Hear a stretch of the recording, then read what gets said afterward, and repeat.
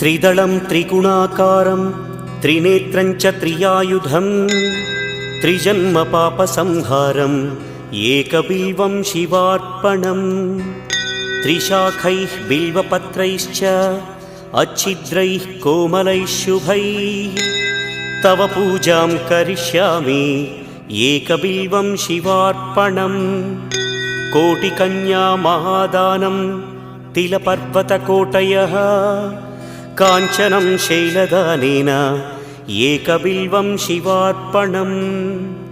काशीक्षेत्रनिवासं च कालभैरवदर्शनं प्रयागे माधवं दृष्ट्वा एकबिल्वं शिवार्पणम् इन्दुवारे व्रतं स्थित्वा निराहारो महेश्वर